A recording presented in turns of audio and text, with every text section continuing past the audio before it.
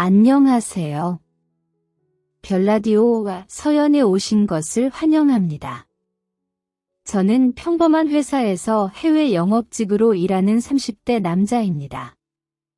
제 인생을 나름 괜찮게 살아왔다고 자부해왔습니다. 그 사건이 일어나기 전까지만 해도요. 아내와 저는 해외여행 중 우연히 만났습니다. 대학을 졸업하고 취업 준비를 하면서 이때가 아니면 언제 여행을 해보겠냐라는 생각에 무작정 배낭 하나 메고 해외 여기저기를 돌아다니던 시기였어요. 딱 봐도 한국인처럼 보이는 여자가 길을 헤매는 것 같아 도와줬는데 그게 연애로 이어졌어요. 아내도 대학 졸업 후 시간이 남아 해외여행을 왔다고 하더라고요. 그렇게 저희는 공통점을 찾아 이야기를 나누며 한국에 돌아와 정식으로 사귀기 시작했어요. 제가 취업하고 자리가 잡힌 후 결혼하게 되었습니다. 아내를 만난 게 인생에서 가장 잘한 일이라고 생각했죠. 정말 완벽한 사람이었어요. 주변에서도 저를 부러워하며 넌 다른 복은 몰라도 아내 복은 있는 것 같다고 했었죠. 아내는 요리도 잘하고 살림도 척척 해내며 무엇보다 저를 정말 잘 이해해 주었어요. 생각해보니 아내가 저에게 잔소리를 한 적이 단 한 번도 없네요. 저도 가정이라는 울타리가 생기니 인생이 더 안정적으로 변했습니다. 아내가 살림에 능숙한 이유는 일찍 부모님을 여의었기 때문이라고 했습니다.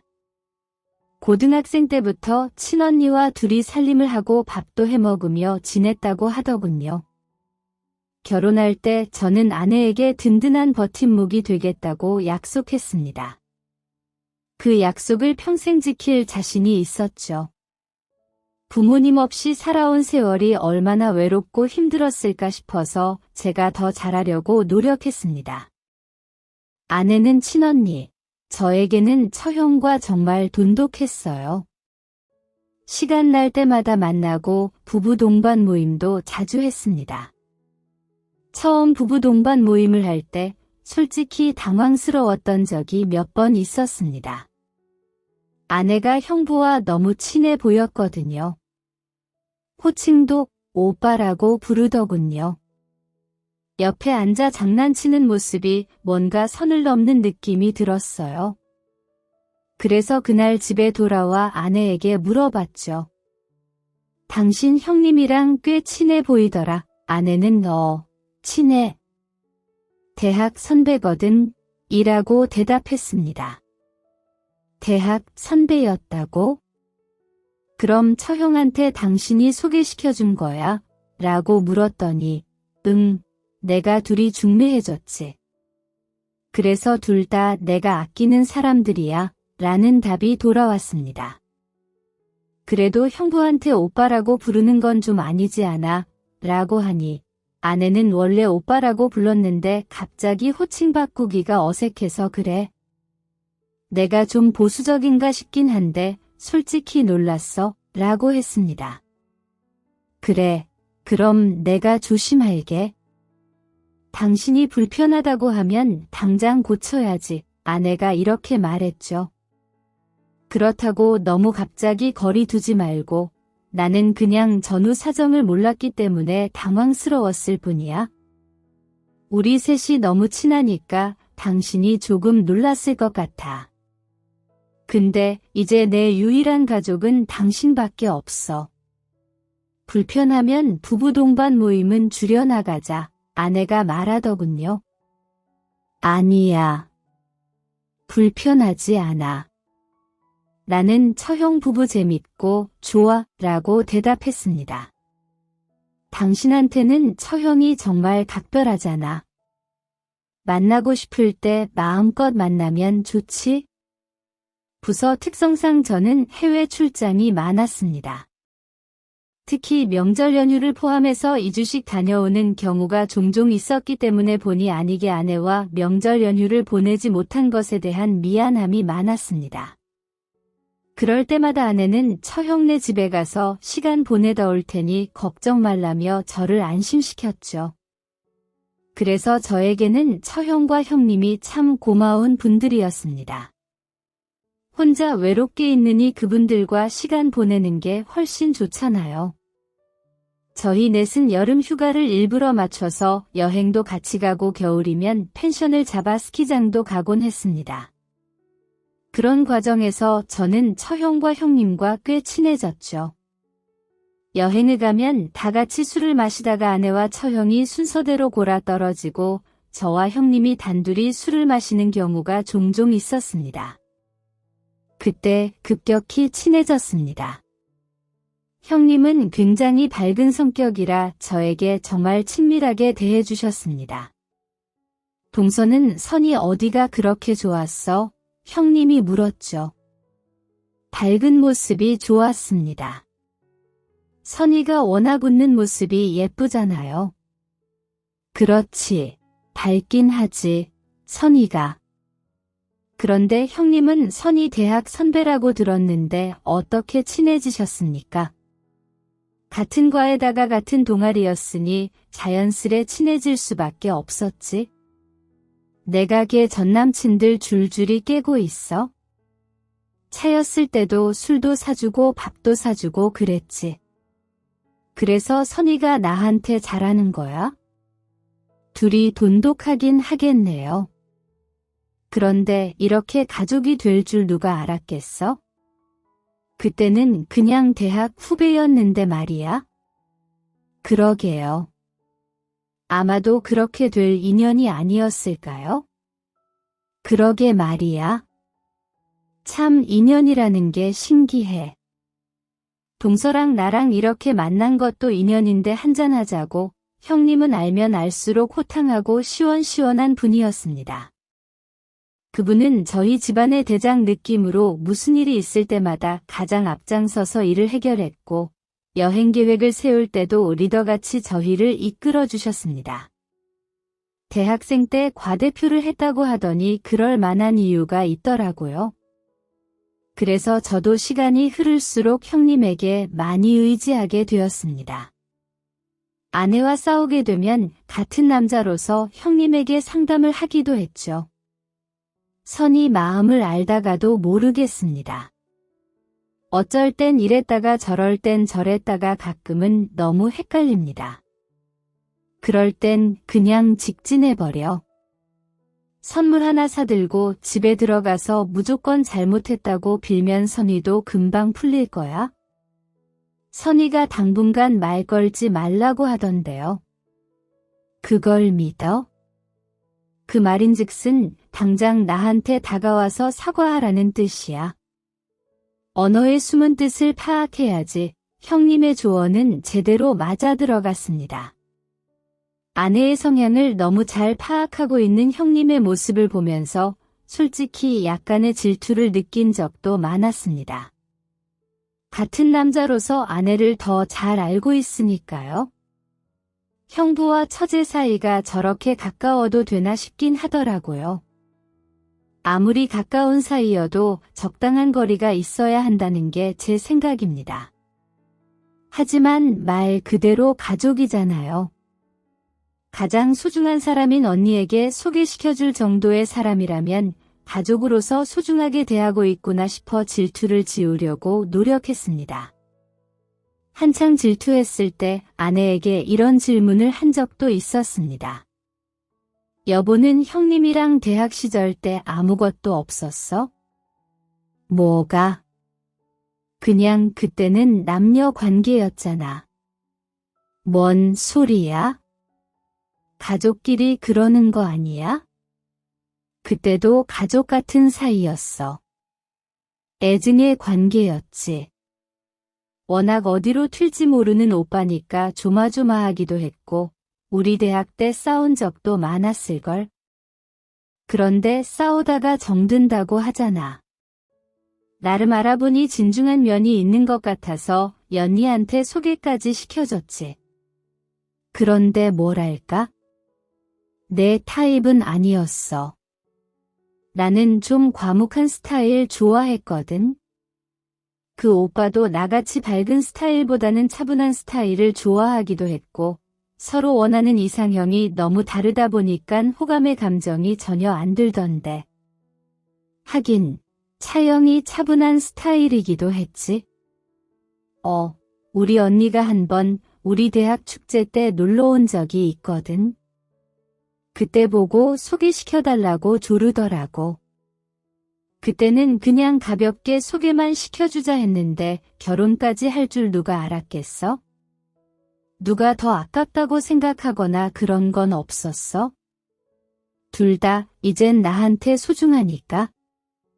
그러니까 여보도 이제 신경 좀 덜 쓰면 안 될까? 대학 시절에 그 오빠랑 사귀거나 호감이 있었다면 지금 이렇게 못 지내지. 서로 아무 감정이 없으니까 편하게 지낼 수 있는 거야? 그 말도 맞는 것 같네. 여태껏 내가 너무 예민하게 굴었어. 그래.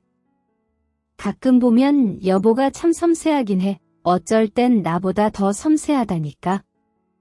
처음엔 나보다 더 가까운 것 같아서 질투가 난 건 사실이지만 이제는 나도 다 이해해. 서영이랑 형님은 이제 나한테도 소중한 사람들이기도 하고. 그래서 여보한테 정말 고마워. 항상 나를 이해해 주려고 노력하잖아. 우리 가족한테 빠르게 적응도 해주고 내가 남편을 정말 잘 만났어. 내가 너무 아내를 믿지 못했던 거구나 생각하니 너무 부끄러웠습니다. 그때부터 아내를 완전히 신뢰했습니다. 아무리 요즘 이상한 불륜관계가 많다고는 하지만 그건 극히 일부의 얘기라고 믿었으니까요. 신혼생활이 적응될 무렵 이제는 아내와 저 사이에 아이를 낳으면 좋겠다 싶어서 계획을 세웠고 임신 준비를 시작했습니다. 하지만 축복은 쉽게 찾아오지 않았습니다. 요즘에는 시도하다가 안 되면 일찌감치 시험관을 시도한다고 해서 아내에게 물어보면 시큰둥하더라고요. 시험관을 벌써 하기에는 너무 이르지 않아. 선택지 중에 하나로 생각하자는 거지. 당신도 아이 가지고 싶다며? 가지고 싶긴 한데 지금 당장 적극적으로 시험관을 하고 싶진 않아. 그래, 그럼 천천히 생각하자. 이건 부부의 일이니까 충분히 고민해보자고 그때는 알지 못했죠. 아내가 저 몰래 경구 피임약을 먹고 있었다는 사실을요. 나중에 서류를 찾느라 화장대 서랍을 보다가 우연히 피임약을 발견했고 아내에게 바로 물어봤습니다. 이거 피임약이지? 설마 이걸 먹고 있었던 거야? 주기가 불규칙해서 먹고 있었던 것뿐이야? 이걸 먹으면 임신이 안 되는 거 아니야? 여보, 우리 꼭 임신을 해야 할까? 1년 전까지만 해도 먼저 임신 계획 세우자고 할 땐 언제고 다시 생각해보니까 좀 무섭더라고. 당신도 알잖아. 나 몸 약한 거, 솔직히 내 몸을 희생시켜서까지 아기를 낳아야 할까 생각하면 거부감이 드는 게 사실이야? 그런 생각이 들면 나랑 상의를 했어야 하는 거 아니야? 혼자 고민해보고 말하려고 했어. 신중히 생각하려고. 그러니까 당신은 아이 없이 딩크로 살고 싶다는 말이야? 나는 현재로서는 그래. 여보 생각은 어때? 글쎄, 내 인생의 딩크를 생각해 본 적이 없어서 솔직히 갑작스럽네. 어쩌면 우리한테는 딩크가 맞을 수도 있어. 서로 취미생활도 하면서 원하는 인생 살면 얼마나 좋아? 아이 키울 돈을 차라리 우리한테 쓰자는 거지. 인생 뭐 있어? 행복하게 살다가 행복하게 가면 그만이지. 갑자기 좀 낯설다. 내가 낯설다고 내가 알던 사람이 아닌 것 같아서. 얼마 전까지만 해도 아이를 낳아야 인생이 완성된다고 하더니 오늘은 갑자기 딩크를 하자고 하잖아. 내가 모르는 무슨 계기가 있었던 거야? 그런 건 아니고 그냥 혼자 고민했어. 인생이 더덥게 느껴질 때가 많잖아. 내가 진짜로 원하는 인생이 뭘까? 곰곰이 생각해봤더니 엄마로서의 인생은 아니더라고. 나는 그냥 당신이랑 둘이 행복하게 살아도 좋을 것 같다고 느낀 거야. 여보한테 강요할 생각은 없어. 천천히 생각해 보자는 거지. 임신과 출산은 일생일대의 중요한 문제잖아. 서두를 필요는 없다고 생각해. 그래도 나 몰래 피임약 먹고 있었던 건 서운할 수밖에 없어. 이런 건 미리 이야기해 줘야 한다고 생각해. 그건 나도 미안해. 앞으로는 미리미리 말할게. 인생의 큼지막한 계획이 종이장 뒤집듯이 휙 바뀌더라고요. 답답할 노릇이었습니다. 저는 솔직히 아이를 너무 갖고 싶었거든요. 결혼을 할 때만 하더라도 둘 낳아서 잘 키우자고 약속까지 했습니다. 저는 이미 그렇게 생각하고 인생의 계획을 전부 세워놨는데 그 계획들이 물거품 되고 말았습니다.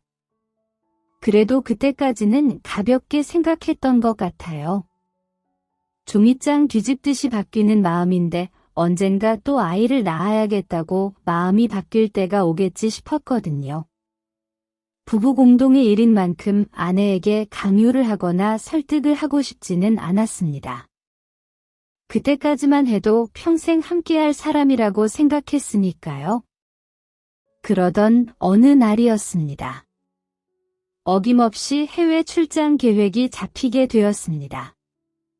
이번에는 3주 일정이라 꽤 오랫동안 떨어져 지내야 해서 아내에게 미안하더라고요. 그래서 출장 가기 전에 같이 외식도 하고 주말에 바람도 쐬며 최대한 아내와 시간을 보내려고 노력했습니다. 아내는 그런 제 마음을 눈치챘는지 이렇게 말해주더라고요. 나한테 미안해할 필요 없어. 가족 먹여 살리자고 하는 일인데 마음 편히 다녀와. 그래도 자꾸 혼자 둬서 미안해서 그러지. 나는 어차피 혼자 잘 있잖아. 이번에도 처형네 가서 지낼 거야? 아마도 근데 모르겠네. 연희한테 일정이 있다고 했던 것 같아서 이번에는 혼자 지낼 수도 있어. 무슨 일 있으면 언제든지 연락해. 자기 전에도 매일 영상 통화하자. 바쁠 텐데. 그럴 필요 없어. 안 그래도 시차 적응하느라 힘들 텐데. 연락해야겠다는 부담은 내려놓고 일에만 집중하고 와. 나는 진짜 괜찮으니깐. 역시 당신밖에 없다. 남편 상황까지 이해해주는 여자는 당신밖에 없을 거야. 그렇게 저는 아내에게 고마운 마음을 품은 채 비행기에 올랐습니다. 고맙게도 아내는 공항까지 저를 데려다 주었습니다. 그때는 알지 못했습니다. 제 앞에 재앙이 다가오고 있다는 것을요.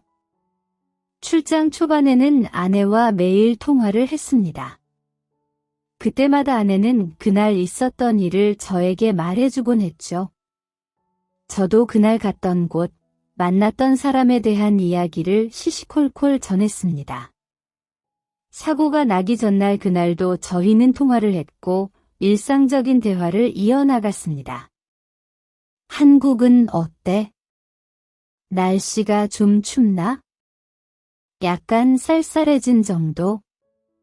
내일은 뭐 하게? 그냥 집에 있으려고. 요새는 그냥 집에 콕 틀어박혀서 TV 보는 게 좋더라고. 그래, 점점 추워질 테니까 집에 있으면 좋지?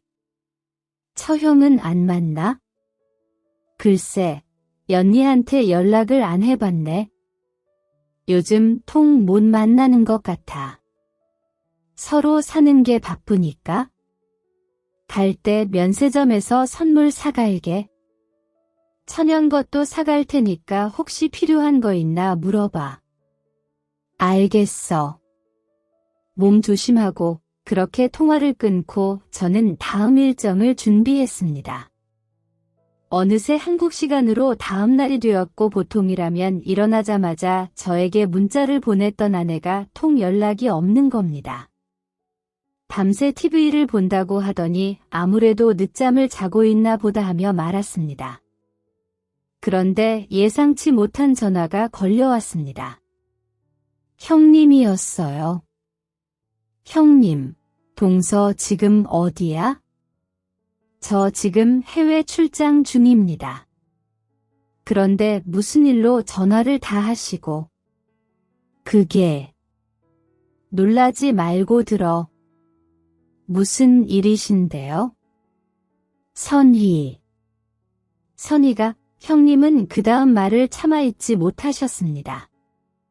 불길한 예감이 들더라고요. 형님, 말을 하세요. 선희가 교통사고를 당했어? 그런데 크게 다쳤어. 그게 무슨 소리입니까? 교통사고라니요?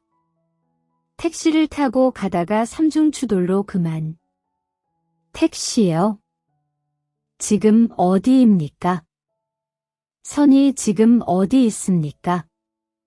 내가 일단 처리할 테니 동서는 천천히 와. 부랴부랴 상사에게 사실을 보고하고 제일 빨리 탈 수 있는 비행기를 타서 한국으로 향했습니다.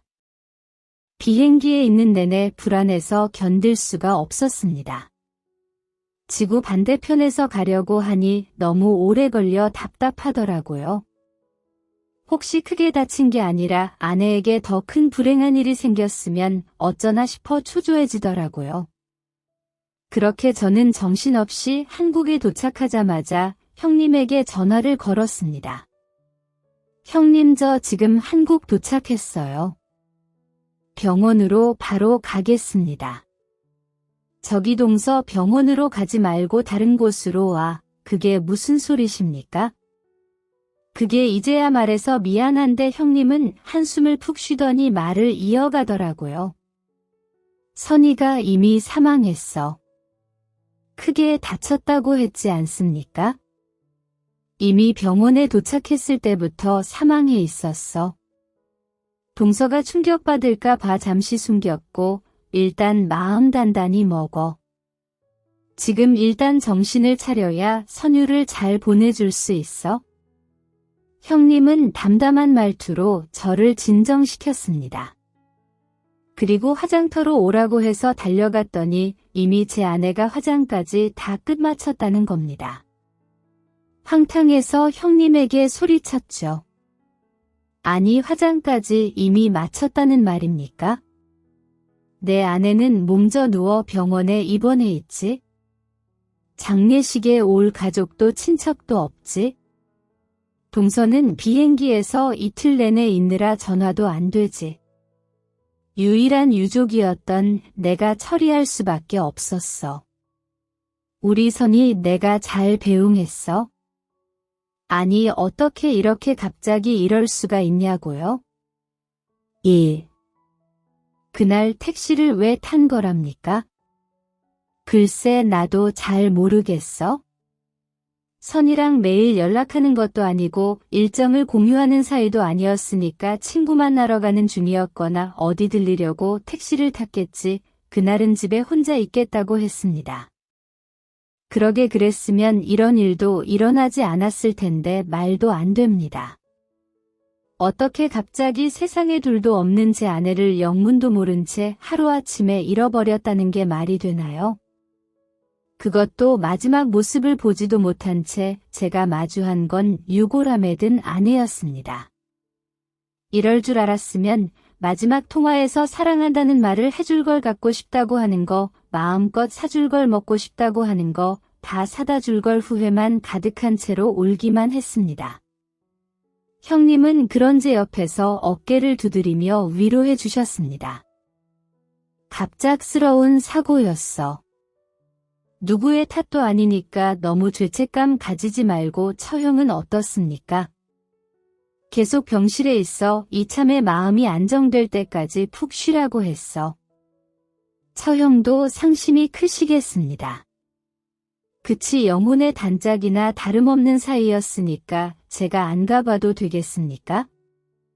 혼자 있고 싶다고 나도 못 오게 하는데 뭘 동서는 마음이나 잘 추스려 아내를 뒤늦게 보내준 후 모든 절차가 끝나고 나니 이제는 정말 아내가 내 곁에 없구나 실감이 나더라고요.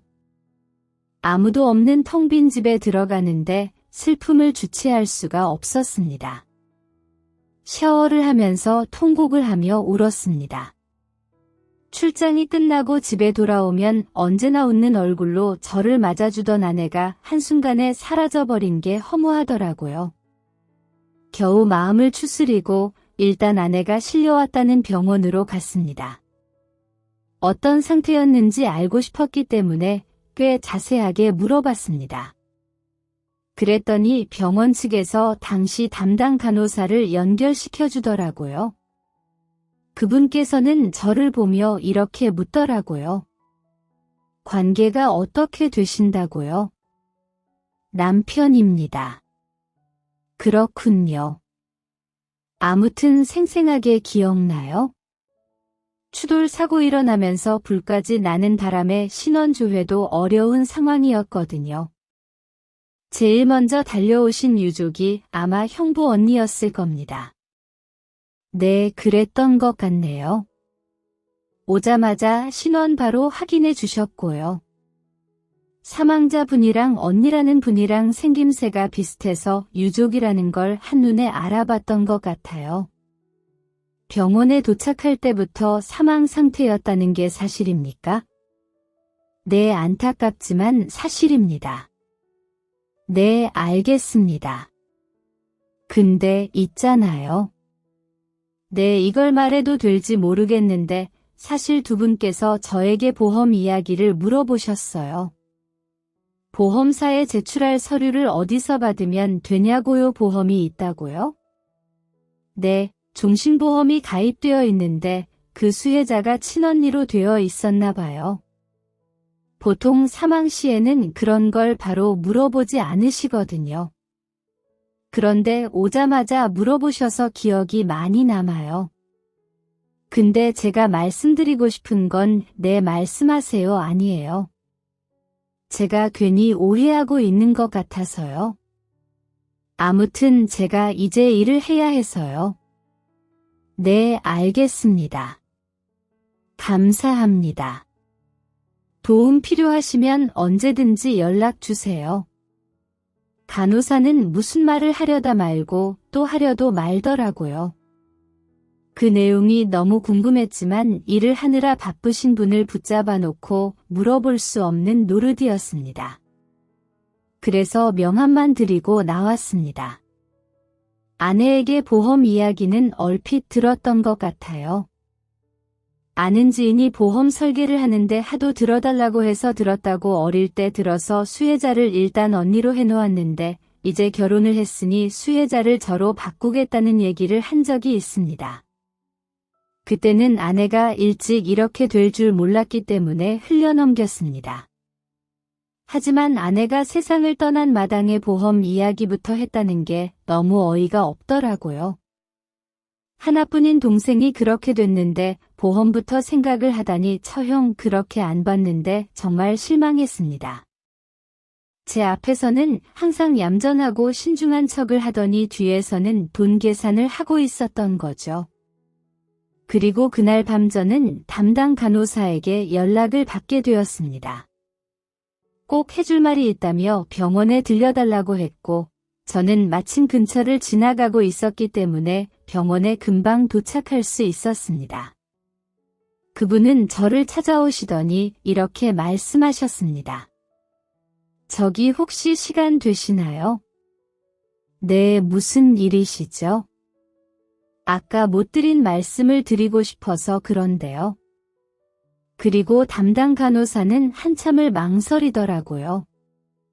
어떤 영문인지 몰라서 어리둥절한 표정을 지었더니 그분이 저를 병원 밖으로 끌고 가시더니 어렵게 입을 여시더라고요. 병원 안에서 이런 말씀드리기가 난감해서요. 솔직히 오지랖인 거 아는데요. 꼭 아셔야 할 것 같아서요. 뭘 말씀이십니까? 아내분 살아계세요. 속지 마세요. 믿기지 않으시죠? 그러실 거예요. 하지만 살아있습니다. 아니 그게 무슨 그 말을 듣고 처음에는 이분이 혹시 제정신이 아닌가 싶었습니다. 아니 제 손으로 떠나보낸 제 아내가 살아있다니요. 이 무슨 허무맹랑한 소리입니까? 그분은 심호흡을 크게 한 뒤 천천히 말을 이어가더라고요. 황당하게 들리실 거 알아요. 그런데 제가 똑똑히 들었어요. 둘이 있을 때 형부라는 그 남자가 같이 온 여자한테 선이라고 불렀더라니까요. 처형 이름은 진이인데 혹시 잘못 들으신 거 아닙니까? 제가 화장실에 있을 때 둘이 속삭이는 소리를 들었어요. 그러니까 돌아가신 그분이 진이라는 분이고 살아계시는 분이 선이라는 말이에요. 그런데 신원을 바꿔치기 한 거죠. 선이라는 분을 사망자로 해버리고 진짜 선이라는 분은 진리의 신원으로 살기로 한 것이죠. 그게 확실합니까? 분명 들었어요. 언니의 신분으로 살아도 되는 거냐고 걱정하니까 남자분이 알아서 하겠다고 안심시켰어요. 둘이 작당 모의를 하는 소리를 들었다니까요. 둘이 사이가 심상치 않아 보였어요. 조심스러운 말씀이지만 각별했다고 해야 할까요? 그러니까 간호사님의 말은 제 아내가 저를 속이고 언니 신분으로 살고 있다는 겁니까? 네, 그러니까 한번 알아보세요. 어쩌면 큰 사건일 수도 있잖아요. 보험금이 목적일 수도 있고요. 아무튼 돌아가신 분의 원한은 풀어드려야 하잖아요. 아무리 생각해도 이건 아닌 것 같아서 말씀드리는 거예요. 혼자만 조용히 알아보세요. 아셨죠? 그 말을 듣고 한동안 멍해졌습니다. 사실 믿기지 않았습니다. 하지만 단호한 간호사의 표정에 저도 마음이 흔들리더라고요. 생각해보면 사고 이후로 철영의 얼굴을 단 한 번도 보지 못했습니다. 오직 형님과 마주치기만 했죠. 그리고 사고 이후로 자연스레 처형과 형님과 연락이 끊기게 되더라고요. 이대로 간다면 우리의 연애 여기서 끝날 게 뻔했습니다. 하지만 대체 왜 그런 짓을 벌였을까 하는 의문이 생기더라고요. 미리 들었던 보험금 때문에. 하지만 그게 이유라면 고작 그 돈 때문에 다른 신분으로 살 필요가 있을까요? 여태껏 신뢰를 쌓은 남편을 버린 채 말입니다. 제 머릿속은 혼란 그 자체였습니다. 일단 진실을 알아야겠다는 생각이 제일 먼저 들더군요. 형님에게 전화를 걸어보았습니다. 바로 받으시더라고요. 동서 마음은 잘 추스리고 있어 내 덕분입니다. 저 대신 많은 걸 해주셨더라고요. 감사합니다. 당연한 걸 가지고 뭘 언제 밥 한 끼 먹자고 혹시 오늘 괜찮으십니까? 오늘 네, 처형이랑 같이요. 선이 그렇게 되고 나서 추영을 단 한 번도 못 봤잖아요. 이참에 다 같이 보고 싶어서요. 아, 그게 우리가 약속이 있어 미안하지만 식사는 다음에 해야 할 것 같은데 그럼 언제 시간 되십니까?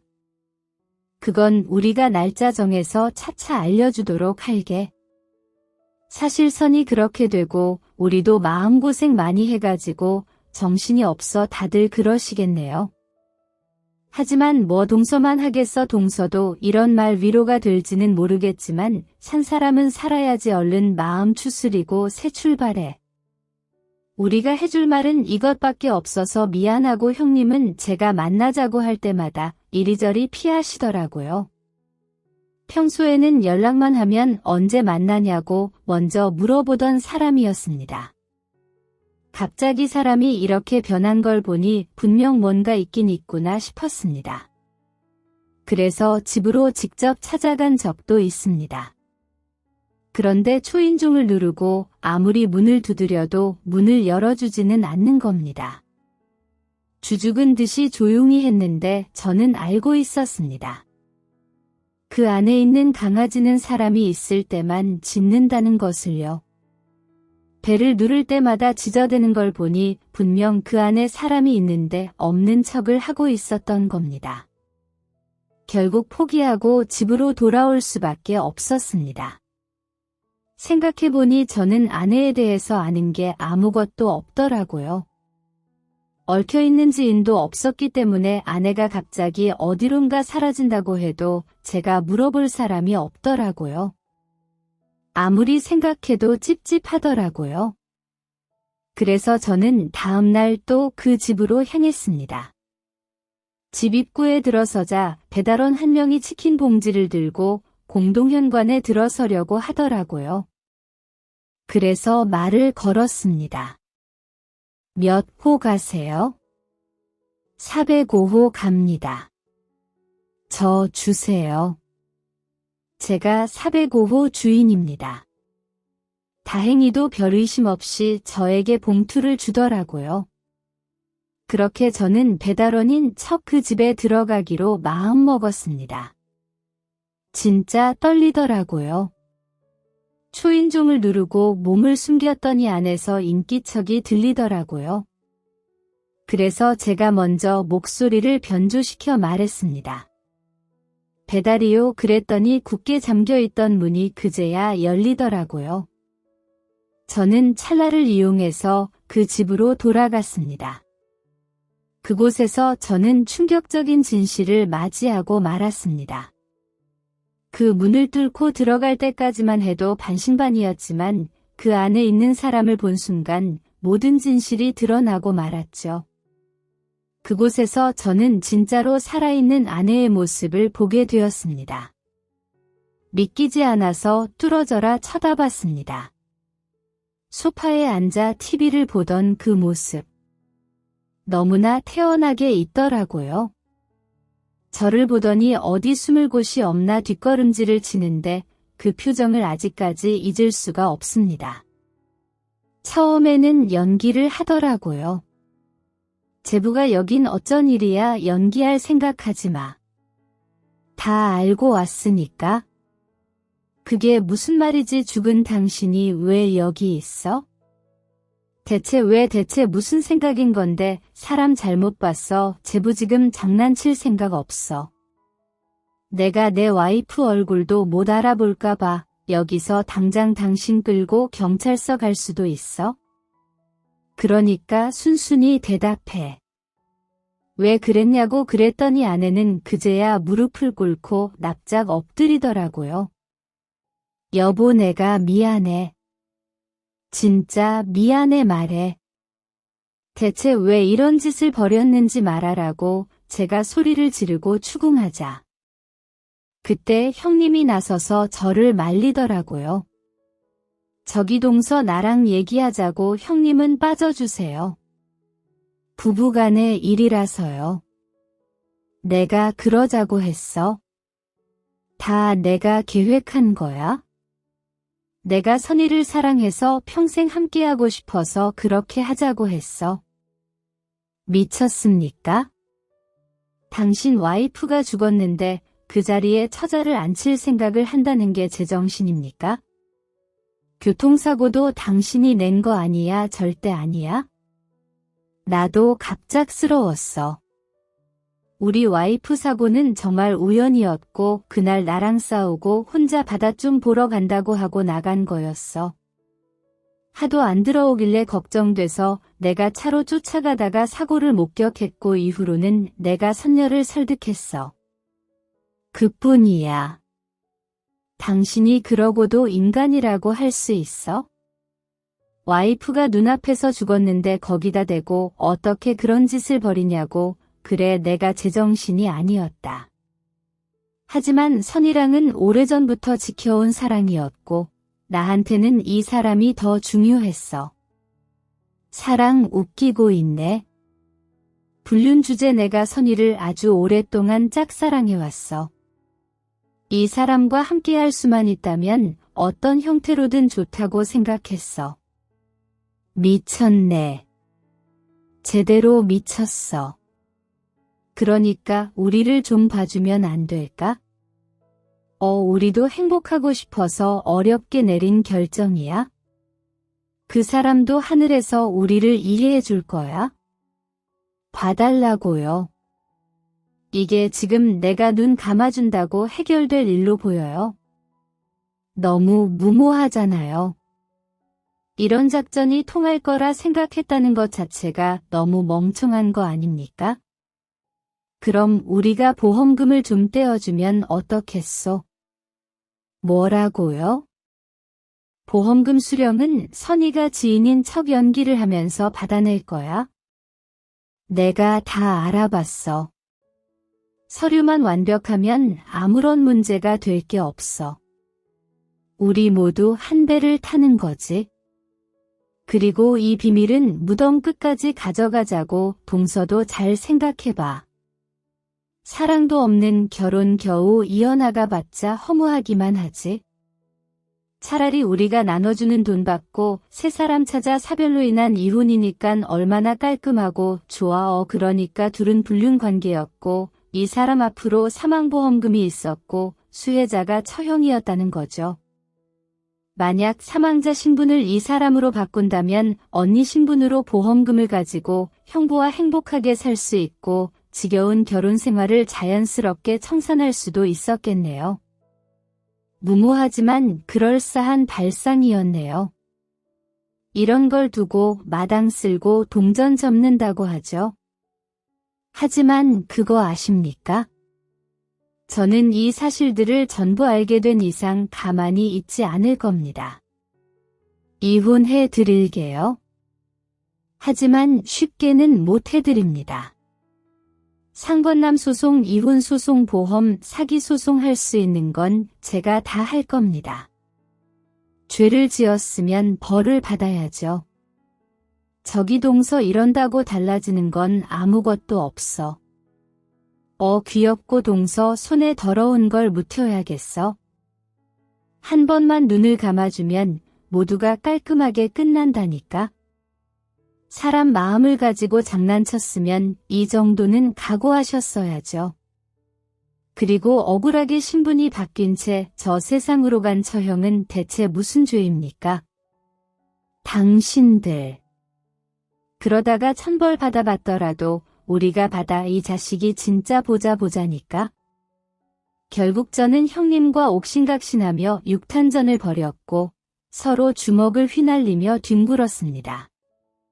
그제야 아내가 저를 끌고 집 밖으로 나가더라고요. 그리고 제 손을 잡고 갑자기 눈물을 흘리기 시작했습니다. 여보 너무 놀랐지? 하지만 나 당신이랑 진짜 갈라서고 싶었어. 결혼하자마자 우리가 서로 맞지 않다는 걸 느꼈어. 솔직히 대화할 틈도 없이 여보가 너무 바빴잖아.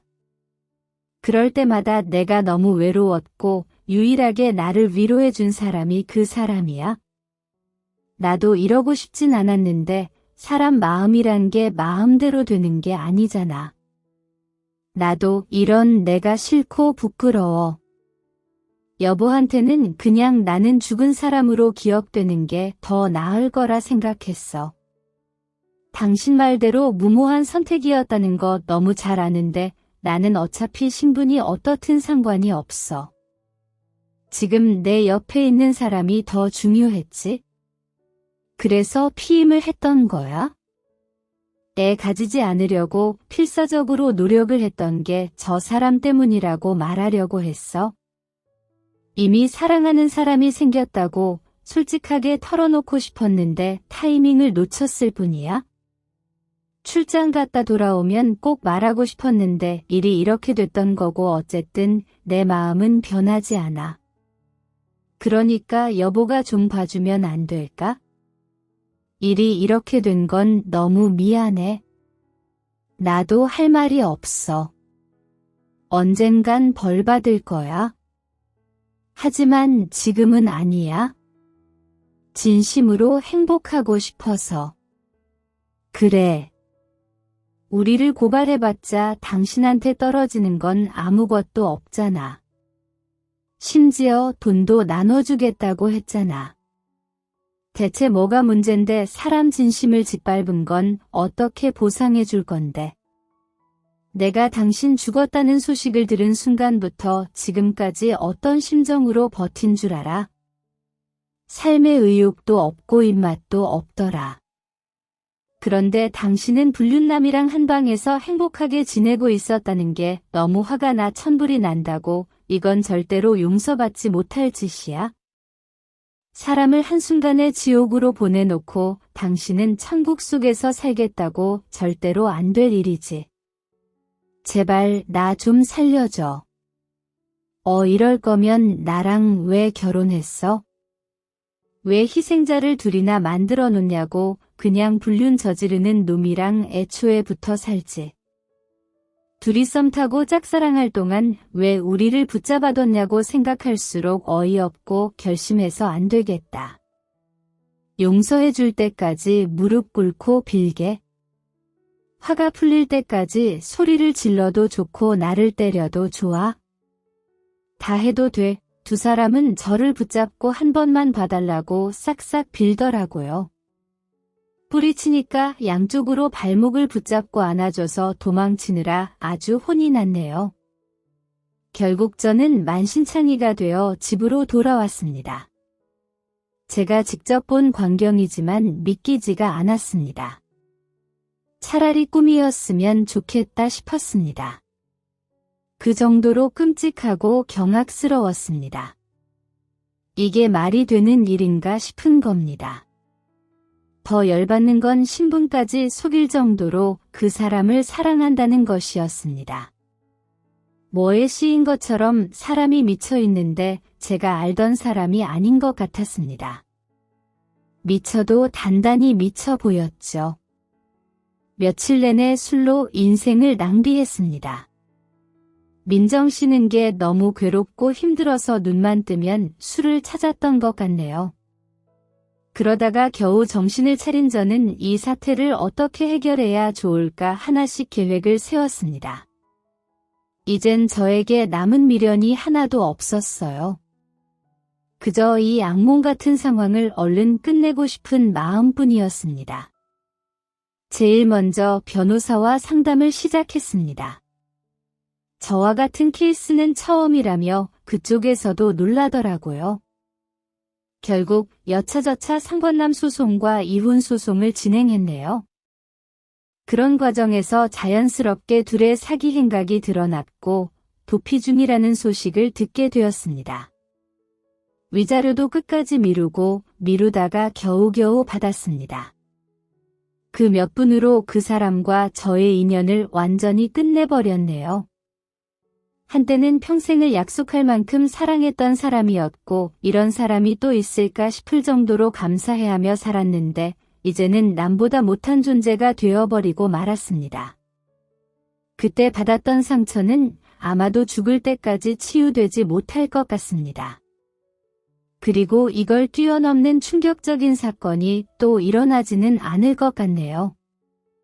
그때 그 담당 간호사분께는 제가 따로 찾아가 감사하다고 인사를 드렸습니다. 저에게 불행을 안겨줄 만큼 충격적인 사실을 알려주셨지만 만약 그때 그 사실을 알지 못했더라면 아마 나중에 더 큰 불행이 되어 저를 찾아올 게 뻔했을 겁니다. 그 일을 겪은 지 벌써 5년이라는 세월이 흘렀습니다. 이후의 소식이 궁금하십니까? 정말 허무하게도 둘은 결별하고 말았습니다. 그 사이에 많은 사건 사고가 터졌고 서로에게 균열이 생긴 모양이더라고요. 어떻게 알았냐고요? 다시 잘해보자고 전 부인에게 연락이 왔었거든요. 이제야 저희 소중함을 알게 되었다나 뭐라나 그래서 저는 헛소리하지 말고 제발 제 인생에서 꺼져달라고 그렇게 말하고 전화번호를 차단했습니다. 세기의 커플인 양천년의 사랑을 이어갈 것 같더니 결국에는 그렇게 되고 말았습니다. 세상에는 영원한 건 없다고 하죠. 둘의 견고했던 사랑도 결국에는 힘없이 무너지게 되더라고요. 그리고 신기했던 게 전 부인에 대한 마음도 차갑게 식어버리더라고요.